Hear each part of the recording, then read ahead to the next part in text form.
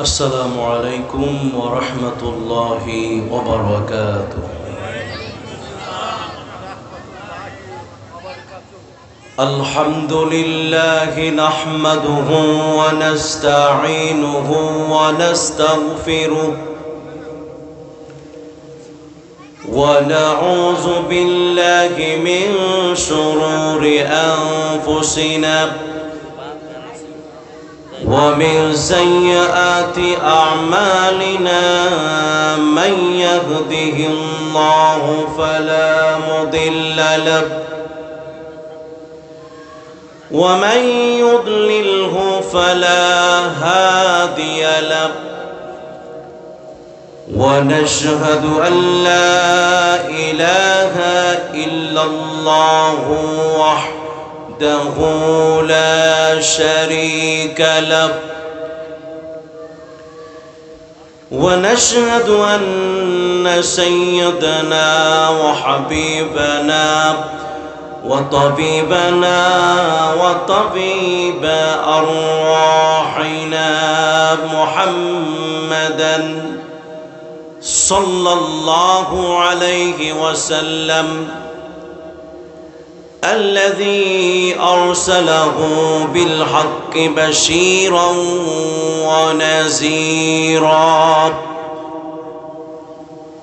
وداعيا إلى الله بإذنه وسراجا منيرا. أما بعد فقد قال الله تعالى في كلامه المجيد والفرقان الحميد أعوذ بالله من الشيطان الرجيم. بسم الله الرحمن الرحيم.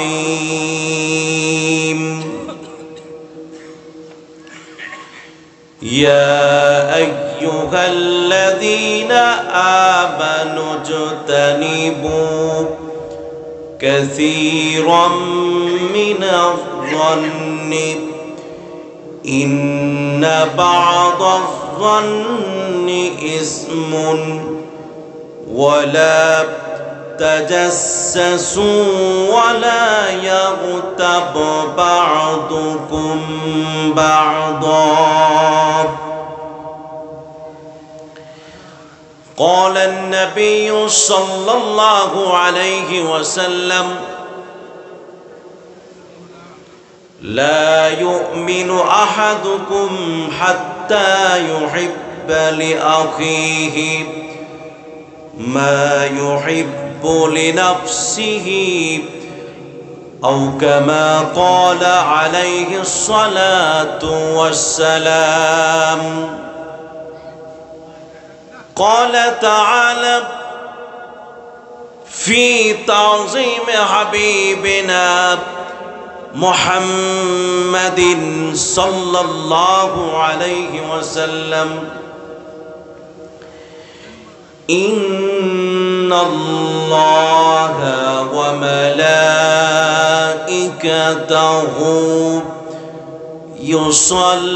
يصلون على النبي يا أيها الذين آمنوا صلوا عليه وسلموا تسليما. السلام عليك يا رسول الله. السلام عليك يا حبيب الله. সবাই পড়েন السلام عليك يا رسول الله. السلام عليك يا حبيب الله الصلاة السلام عليك يا إمام المرسلين الصلاة السلام عليك يا خاتم النبيين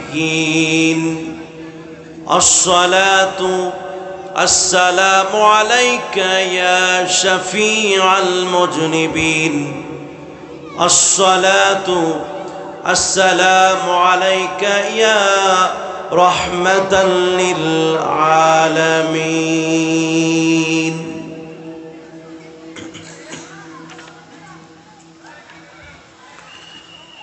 চট্টুখিয়া বাইতুল আমিন সুন্নি জিহাদি জামি মসজিদের প্রাঙ্গণে আজ 13ই নভেম্বর 2025 বার্ষিক ইসালে সওয়াব ওয়াজ ও দোয়ার মাহফিল। আজকের এই মাহফিলকে ধন্য করবেন ভারতীয় উপমহাদেশের প্রখ্যাত আলেমে দ্বীন, আলেম কুলের শিরোমণি, আমাদের প্রত্যেকটা মুসলমানদের কলিজার টুকরা, নয়নের মণি, আওলাদে রাসূল আল্লামা আলহাজ হযরত মাওলানা সৈয়দ মোহাম্মদ আনোয়ার হোসাইন তাহের জাবিরি আল মাদানী সাহেব, সম্মানিত খতিব, Andarkilla Shahi Jame Masjid Chittagong, board of governors, Islamic Foundation Bangladesh. তিনি আজকের মাহফিলের প্রধান অতিথির পাশাপাশি আজকের মাহফিলে তিনিই সভাপতি। অত্র মাহফিলের অন্যান্য ওলামায়ে কেরাম, অতিথিবৃন্দ, মঞ্চে উপবিষ্ট আছেন প্রবীণ আলেমে দ্বীন, গন্ডামারা ফাজিল মাদ্রাসার সম্মানিত সুযোগ্য সাবেক উস্তাদ হযরত মাওলানা কাজী আব্দুল হান্নান সাহেব। মঞ্চে উপবিষ্ট আছেন এ এলাকারই স্বনামধন্য ব্যক্তিত্ব, শ্রদ্ধেয় অত্র বাইতুল আমিন সুন্নি জিহাদি জামে মসজিদের সম্মানিত খতিব, আমার অত্যন্ত প্রিয় শ্রদ্ধাভাজন ব্যক্তিত্ব হযরত মাওলানা আব্দুল কাদের সাহেব সহ মঞ্চ উপবিষ্ট আছেন ওলামায়ে কেরাম এবং আমার সামনে মুসলমান দিনদার মুসলমান ভাইয়েরা পর্দার আড়ালে রয়েছেন, আমার পর্দানশীন মুসলমান নারীরা এবং যারা আমাদের এই মাইকের আওয়াজ, কণ্ঠের আওয়াজ যতটুকু পৌঁছেছে, মুসলিম অমুসলিম সহ আমরা মহান প্রভুর দরবারে যারা মুসলিম রয়েছে, আল্লাহ রব্বুল আলামিনের দরবারে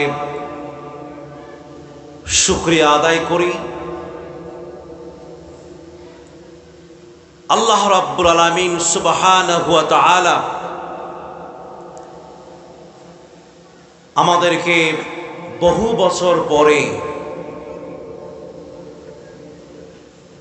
এই চট্টুখিয়া নয়, শুধু সারা বাংলার মুসলমানদের একটি সুপরিচিত জায়গা, মুসলমানদের রক্তের বিনিময়ে গড়া এই মসজিদের প্রাঙ্গণে আজ আল্লাহ রাব্বুল আলামিন আমাদেরকে খোলা মনে, খোলা মাঠে উপস্থিত হবার তৌফিক দিয়েছেন। আমরা কি সেই মহান প্রভুর কালেমাতুশ শুকর আদায় করে শেষ করতে পারব? আসুন আমরা গলা ছেড়ে দিয়ে প্রাণ উজাড় করে উচ্চ কণ্ঠে উচ্চ আওয়াজে আমরা এই জিহাদি মসজিদের প্রাঙ্গণ থেকে জিহাদি সুরে আমরা সবাই কালেমাতুশ শুকর আদায় করি। আলহামদুলিল্লাহ।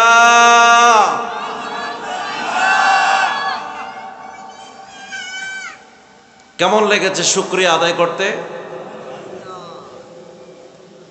বহু বছর পরে এইরকম খোলা মাঠে আমরা শুকরিয়া আদায় করতে পেরেছি। সুযোগ করে দিয়েছেন কে? আরেকটা আওয়াজ তুলে বলুন, সুযোগ করলেন কে? আমাদের মুসলমানদের আদর্শের কাছে দুশ্মনদের দুশ্মনী হেরে যাবে, আর জিতে যাবে মুসলমানদের ভালোবাসার আদর্শ। ঠিক কিনা বলেন? আমরা সংঘাত চাই না, আমরা দাঙ্গা চাই না, আমরা হাঙ্গামা চাই না। আমরা চাই আল্লাহর জমিনে আল্লাহর দেওয়া রাসূলের আদর্শ প্রতিষ্ঠার মাধ্যমে আমরা সারা পৃথিবীর মধ্যে আল্লাহ রাব্বুল আলামিনের নূরকে সারা পৃথিবীতে আমরা ছড়িয়ে দিব ইনশাআল্লাহ।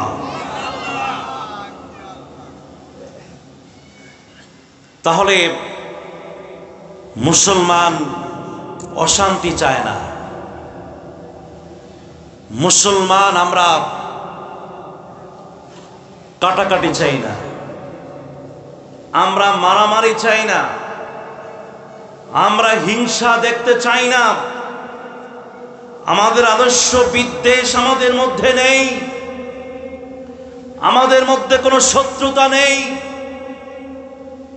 আমাদের মধ্যে রয়েছে মানবতার একটি ভালোবাসা।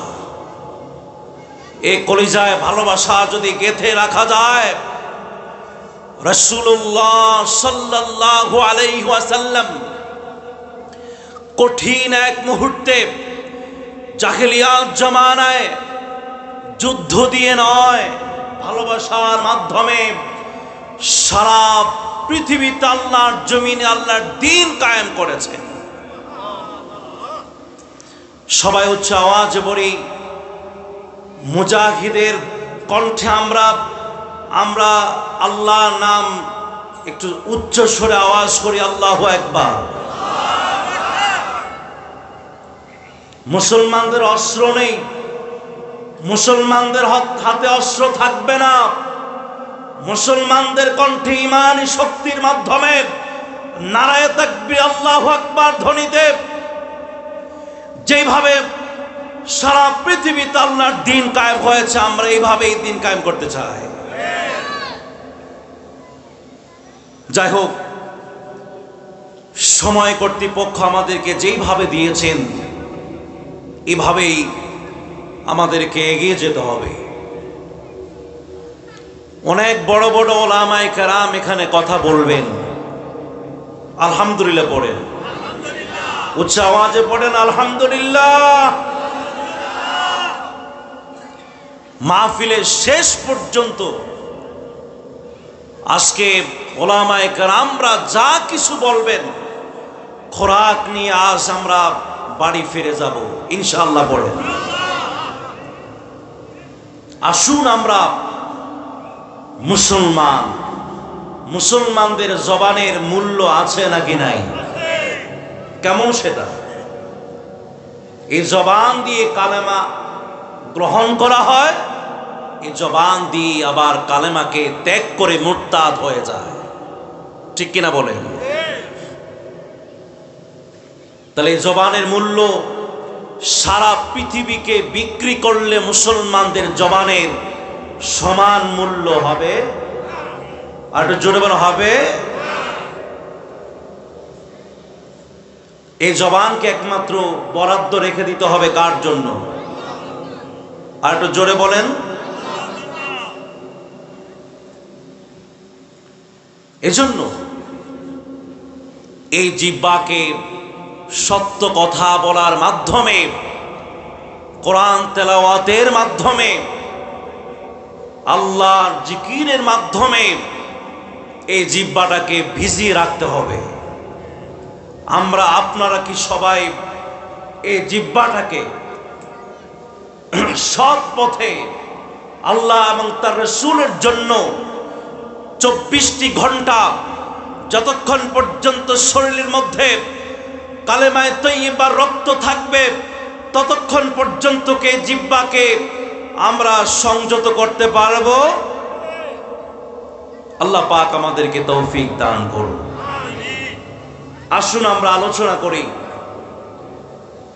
গীবত করলে, এই জিহ্বাটা দিয়ে গীবত আর সমালোচনা করলে, আর মানুষের উপহাস করলে, আর এই জবান দিয়ে যদি মিথ্যা কথা বলি, তাহলে আমাদের জীবনের কি পরিণাম ফল আসতে পারে আমরা সংক্ষিপ্ত স্বরে হলেও আজ আমরা কোরআন এবং হাদিস অনুযায়ী শুনে যাব, এবং এ অনুযায়ী মৃত্যু পর্যন্ত গীবত, শাকায়াত, উপহাস, তুচ্ছ তাচ্ছিল্য, মিথ্যা থেকে আমরা দূরে থাকব ইনশাআল্লাহ।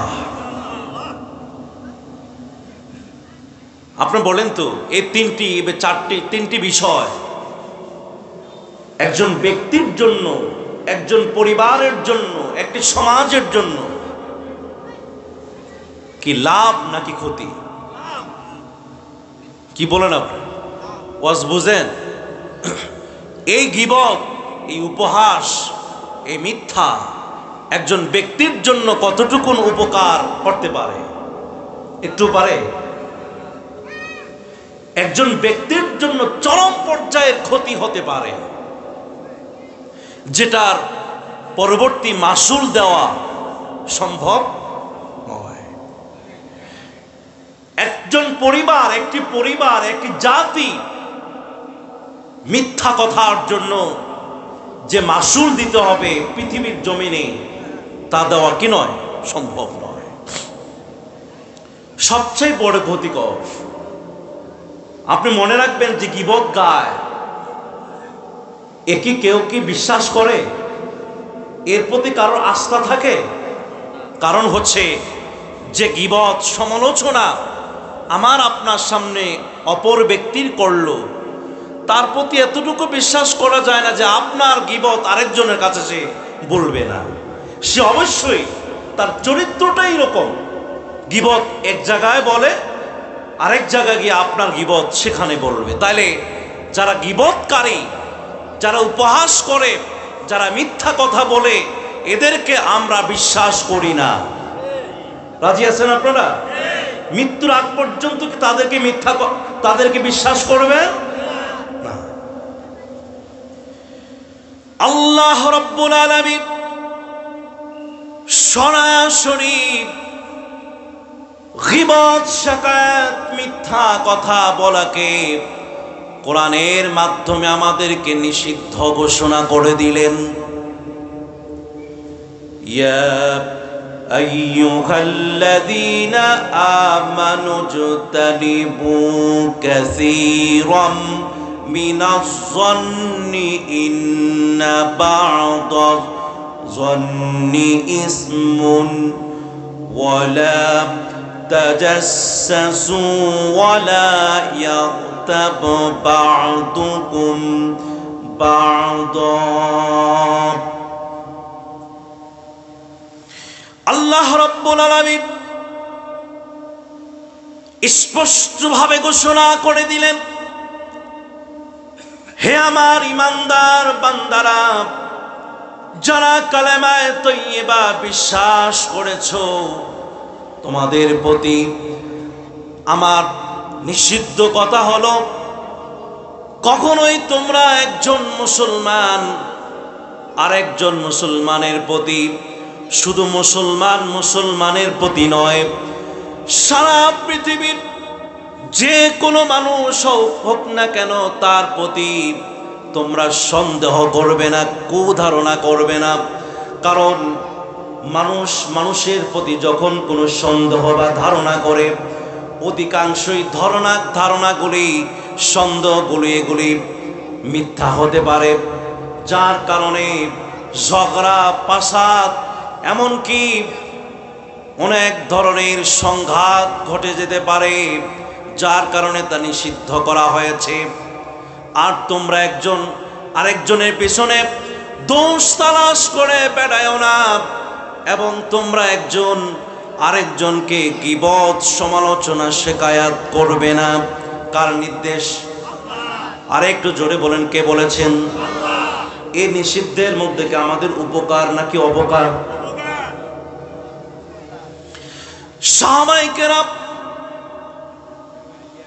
আল্লাহ রাব্বুল আলামিনের এই আদর্শ পাওয়ার পরে জাহিলিয়াত যুগে যখন একজন আর একজনের পিছনে লেগে থাকতো, কিন্তু স্পেশাল ভাবে সাহাবায়ে কেরাম ঘোষণা করে দিলেন, আমরা এক ভাই আরেক ভাইয়ের কোনোদিন গীবত গাইব না। আমরা তো এক ভাই আরেক ভাইয়ের জন্য হিতাকাঙ্ক্ষী। রাসূলের এই আদেশ পেয়ে, আল্লাহ রাব্বুল আলামিনের আদেশটুকুন পেয়ে এক ভাই আরেক ভাইয়ের বাড়িতে গিয়ে সম্পদ পাহারা দিচ্ছে, দরজা খোলা রেখে রাতের আধারে ঘুমাতে কোনো অসুবিধা হচ্ছে না। রাতের আধারে টাকা নিয়ে রাস্তা দিয়ে হেঁটে একা একা যেতে কোনো সমস্যা হয় না। এমনকি পৃথিবীর পৃথিবীর যিনি বাদশাহ আমিরুল মুমিনিন ওমর রাদিয়াল্লাহু তাআলা আনহু একজন বাদশাহ হয়েও খোলা আকাশের নিচে তরবারি বিহীন বডিগার্ড ছাড়া একা একা বিশ্রাম নিতে কোনো অসুবিধা হয় নাই। এক মুমিন আরেক মুমিনের জন্য পাহারাদার। কি বলেন? এক মুমিন আরেক মুমিনের জন্য পাহারাদার। এমনকি মুসলিম জাতিরা শুধুমাত্র মুসলিম জাতির পাহারাদার নয়, মুসলিম জাতি যারা তারা ইহুদিদের জন্য পাহারাদার, কাফিরের জন্য পাহারাদার, অমুসলিমের জন্য পাহারাদার। এই মুসলমানের কাছে কোনো গোষ্ঠী, কোনো সম্প্রদায় নির্দিষ্ট নয়। তারা জানে বা আমরা জানি গোটা পৃথিবীর মানুষ কার বান্দা? সবাই আদম সন্তান। একজন মুসলমানের মাধ্যমে আরেকজন একটা পশুর ক্ষতি হবে আমরা কি চাই? বিনা প্রয়োজনে গাছের একটা পাতা ছিঁড়া কি জায়েজ আছে? আমরা সেই জাতি, আমরা কারোর পিছনে লেগে থাকি না। আমরা আরেকজনের দোষ খুঁজি না, কারণ আরেকজনের দোষ খোঁজার আগে আমরা আগে নিজেদের দোষটা আগে দেখি। এটা হলো ইসলাম, মুসলমানদের আদর্শ। কার দোষ খুঁজতে হবে? সবাই বলেন, কথা কি বুঝেন নাকি বুঝেন না? দোষ খুঁজতে হবে কার? আমার না আরেকজনের? নিজের দোষ খুঁজতে হবে। নিজের পরিবারের দোষ খোঁজা লাগবে। قال النبي صلى الله عليه وسلم المسلم من سلم المسلمون من لسانه ويده। প্রকৃত মুসলিম তো সে যার হাত থেকে, যার জিহ্বা থেকে অপর মুসলিম গোষ্ঠী, এমনকি সারা পৃথিবীর প্রত্যেকটা মানুষ নিরাপদে থাকবে। মুসলমানদের জন্য পুলিশ আর সেনাবাহিনী দিয়ে পাহারা দিয়ে রাখবার কোনো কষ্টের প্রয়োজন নাই। মুসলিমরা এই যে মাহফিলগুলি করে, সে যে সভাগুলি করে, এখানে আমাদের পুলিশের প্রয়োজন আছে? আমাদেরকে ঠিক করবার জন্য সেনাবাহিনীর কোনো প্রয়োজন আছে? আমরা একমাত্র শুধুমাত্র ঘরের মধ্যে থাকলে যাকে ভয় করি, ঘরের বাইরে গেল যাকে ভয় করি, দোকানে গেল যাকে ভয় করি, রাস্তাঘাটে গেল যাকে ভয় করি, তিনি কে? আর একটু জবান খুলে বলুন, তিনি কে? আল্লাহ রাব্বুল আলামিন বললেন, ওয়াত্তাকুল্লাহা ইন্নাল্লাহা তাওয়াবুর রাহিম। তোমরা আল্লাহকে ভয় করো। কাকে ভয় করো? আমরা কোনো মানুষের ভয় পাই না, আমরা কোনো মানুষের ভয় করি না, আমরা কোনো বান্দার ভয় করি না। আল্লাহর জমিন, এখানে আল্লাহর বিধান কায়েম হবে, আমাদের কোনো হিংসা আছে? তাহলে আরেকজনের পিছনে গীবত গাওয়ার সময় আমি মুসলমানের আছে? কথা কি বুঝেন আমার?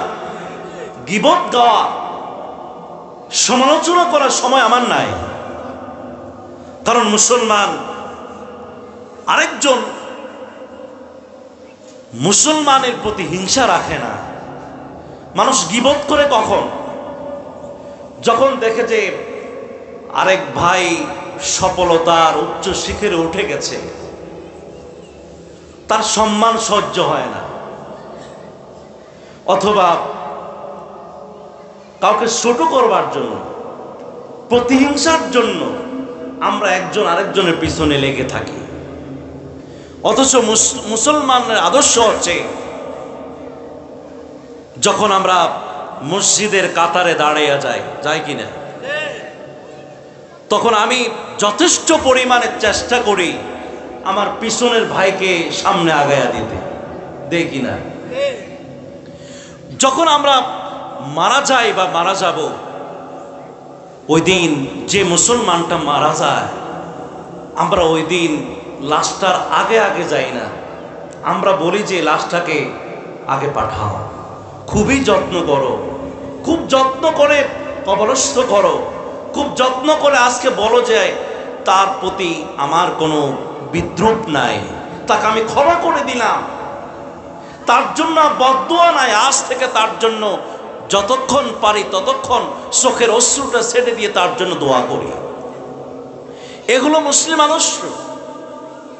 তাহলে আমরা আরেকজনের পিছনে চায়ের আড্ডায়, দোকানের আড্ডায়, মহিলারা মহিলাদের বাড়িতে আড্ডায় আমরা আরেকজনের পিছনে সমালোচনা করার টাইম নাই। আপনাদের আছে নাকি? আমরা একমাত্র ভয় করব কাকে?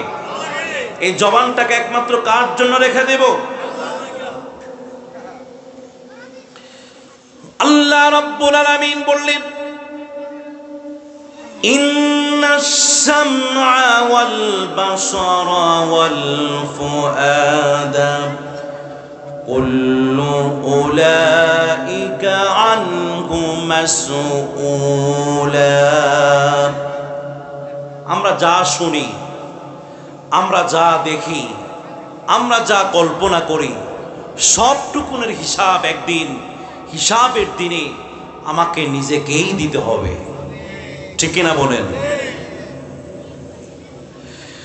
আমার এই কর্ণ শক্তি, আমার এই দৃষ্টি শক্তি, আমার এই কণ্ঠের শক্তি যদি আমার সন্তানের জন্য যদি পুরো ব্যয় করা হয়, আমার পরিবারের জন্য যদি ব্যয় করা হয়, আমার মা বাবার পিছনে যদি ব্যয় করা হয়, আমার নেতার পিছনে যদি ব্যয় করা হয়, কিয়ামতের ময়দানে আমার উপকার আমার বাবা মা করতে পারবে না, আমার উপকার আমার ভাই বোন করতে পারবে না।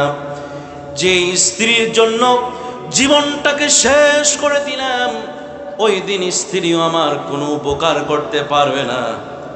এজন্য ভাইরা আমার, আমার এই শ্রবণ শক্তি, আমার এই কণ্ঠের শক্তি, আমার এই জিহ্বার শক্তি, আমার এই দৃষ্টি শক্তি একমাত্র শুধুমাত্র যার জন্য রাখতে হবে তিনি কে?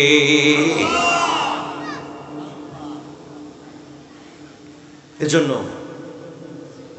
পরনিন্দা করা, গীবত গাওয়া, গাইলে কার সওয়াব হয়? বুঝা কোন শয়তানের সওয়াব হবে কেমনে? আমি আর আপনি যদি সবাই মিলে গীবত গাই, সওয়াব হবে কার?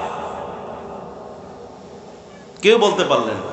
এত বুদ্ধিমান বুদ্ধিজীবীরা বসে আছে, বুঝেন কিন্তু। হ্যাঁ, ও ভাইয়ের কথা ঠিক, যার গীবত গাইলাম তার সওয়াব হয়। কষ্ট করলো কে? আমরা। গীবতকারী কি করলো? কষ্ট করলো। আর সওয়াব হইল কার? যার গীবত গাইলাম তার।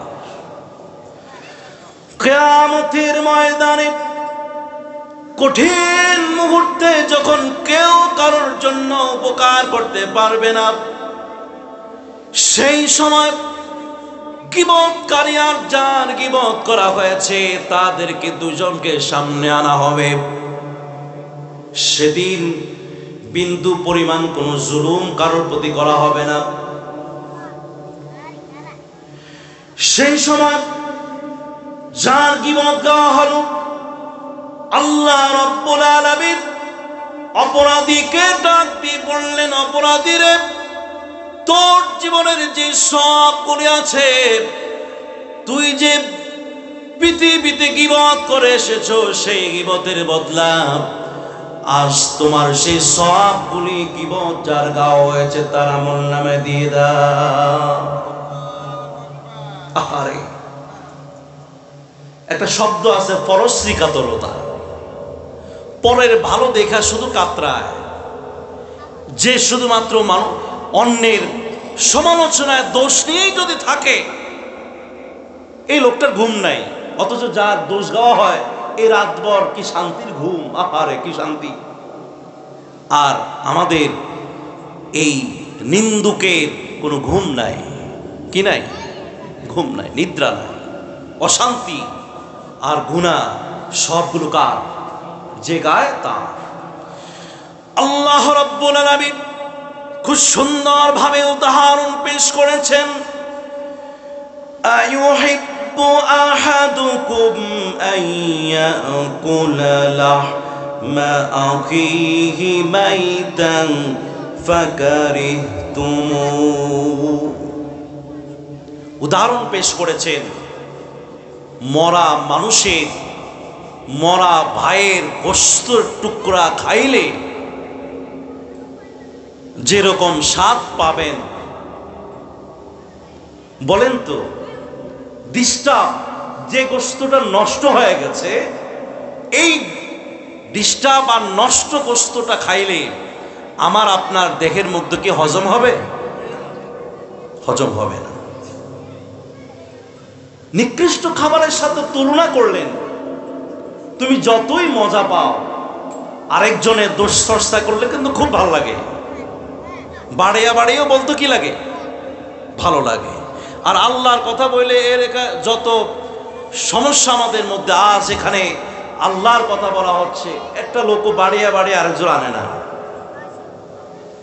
অথচ যদি এখানে আজ কারোর গীবত গাইতেন, চায়ের আড্ডার মধ্যে দোকানে একটা ওই যে বলে যে সংসদ ভবনের মতো একটি মূল্যবানের একটা সংসদ ভবন হয়ে যায়।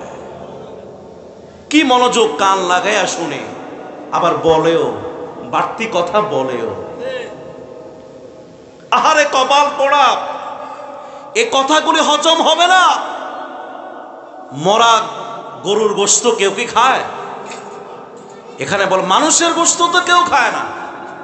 আবার এখানে মরা মানুষ মরলে যে খাবারটা, আল্লাহর হাবিব দুইজন সাহাবীকে যে গীবত গাইল আর যে শুনলো, দুইজনকে অপরাধী বললেন আর বললেন, তোমরা একটা পাত্র আনা হলো, এই পাত্রের মধ্যে দুইজনে বমি করে দাও। দুইজন মুসলমানের দুই পাত্রের মধ্যে যে গীবত করলো আর যে গীবত শুনলো, দুইজনের দুইটা পাত্রের মধ্যে বমি করে দিলেন। আল্লাহর হাবিব বললেন ফাখারাজা মিন আফওয়াহিহিমা কিতুল হামিন, দুই পাত্রের মধ্যেই দুটা গোশতের টুকরা বের হয়ে যাচ্ছে। এটা রাসূলের মুজিজা। রাসূল জাহান্নামের আযাব মানুষকে দেখাতে পারতেন।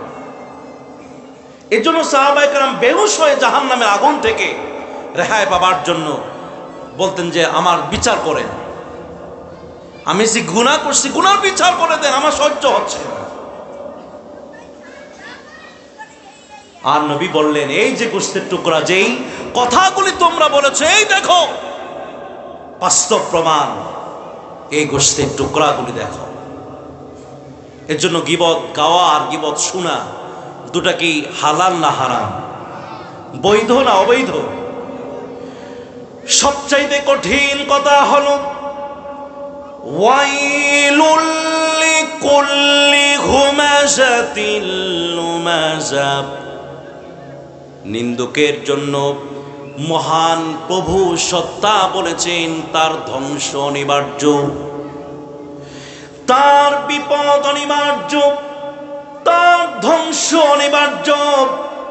কিয়ামতের ময়দানে যেইভাবে সে অপমানিত লাঞ্ছিত হবে, দুনিয়ার জমিনে কেউ যদি কারোর গীবত শিকায়াত করে, তার জন্য তিলে তিলে মানুষটা একদিন ধ্বংস হয়ে যাবে। বলেছেন কে? আর একটু জোরে বলেন কিনা, কে বলেছেন? প্রিয় ভাইয়েরা আমার,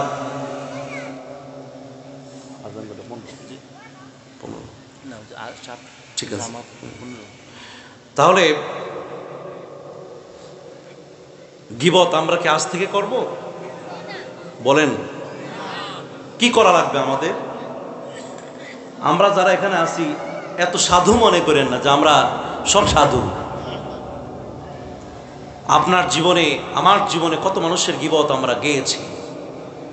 খবরদার, এই মাহফিল থেকে এখান থেকে আমরা প্রতিজ্ঞা ওয়াদা করে যাব, আমরা যার গীবত গিয়েছি তার কাছে গিয়ে ক্ষমা চাইব।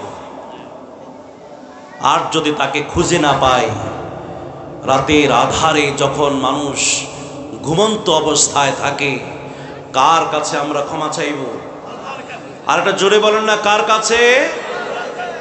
এই আল্লাহর কাছে যদি আমরা ক্ষমা চাই, আল্লাহ কি বেজার হবে না খুশি হবে? এ কথা বলে আমি শেষ করে দিচ্ছি। অনেকগুলি কথা ছিল, মানুষের উপহাস করা, মানুষের সাথে মিথ্যা কথা বলা, এসব কথাগুলি আপনি জেনে নেবেন, পরিণাম ফলগুলো আপনার আমার কি হবে তা আপনি জেনে নেবেন। তবে শেষ কথা বলে যাই, রাতের আধারে যেই সময় জমিনে সবাই ঘুমায়া থাকে, ওই সময় আপনি চোখটা খুলে জাগ্রত হয়ে একটু অজু করে পবিত্রতা নিয়ে আল্লাহর দরবারে যখন নিয়তটা বেঁধে দাঁড়ায় যাবেন, আর এই কপালটাকে জমিনের সাথে যখন ঠেকায়া দিবেন, যে পাষাণ হৃদয়ের কোনোদিন চোখ বেয়ে অশ্রু পড়ে না, ঠিক ওই সময়ে ওই পাষাণ হৃদয়ে হলেও, ওই পাষাণ ব্যক্তি হলেও, সেই সময় চোখ থেকে অটোমেটিক ভাবে অশ্রু পড়তে থাকবে। আর ওই অশ্রু ফেলে দিয়া মহান রবের দরবারে, যার কাছে আমাদেরকে একদিন যেতে হবে, ওই প্রভুর কাছে ক্ষমা যদি চাই, চোখের পানি যদি ছেড়ে দিয়া প্রভুর কাছে যদি আমি আপনি ক্ষমা চেয়ে নিতে পারি, আমাদেরকে কি সেই মহান প্রভু কি দূরে সরাইয়া দিবে নাকি আপন করে নিবে? অতএব আমি আর কথা বললাম না, কিয়ামতের ময়দানে আমাদের যখন জবানকে এইভাবে আল ইয়াউমা নাখতিমু আলা আফওয়াহিহিম, জিহ্বাটাকে লক করে দেওয়া হবে, এই সময় হাত পাকে জবান খুলে দেওয়া হবে, ওই সময় যেন মহান আল্লাহ এবং মহান রাসূল যেন আমার আপনার নাজাতের উসিলা হয়ে যায়। আমরা আল্লাহর দেওয়া জবান দিয়ে বলি আল্লাহুম্মা আমিন, আল্লাহুম্মা আমিন। আল্লাহ পাক আমাদের সকলকে ভালোবেসে, এক মুসলমান আরেক মুসলমানকে ভালোবেসে, এমনকি আমাদের প্রতিবেশী যারা রয়েছেন, মুসলিম অমুসলিম, কাফির মুশরিক, ইহুদি খ্রিস্টান, যে কোনো জাতি, সে আমার আদম সন্তান, আমার ভাই, তার সাথে ভালো ব্যবহার করে, ভালো সত্য কথা বলে আমাদের জিন্দিগিটা আমরা কেটে আল্লাহর দরবারে উঠতে চাই। কারা কারা উঠতে চান? নারায়ে তাকবীর। আল্লাহ পাক আমাদের সকলকে কবুল করুক, আমিন সুম্মা আমিন। আসসালামু আলাইকুম ওয়া রাহমাতুল্লাহি ওয়া বারাকাতুহু।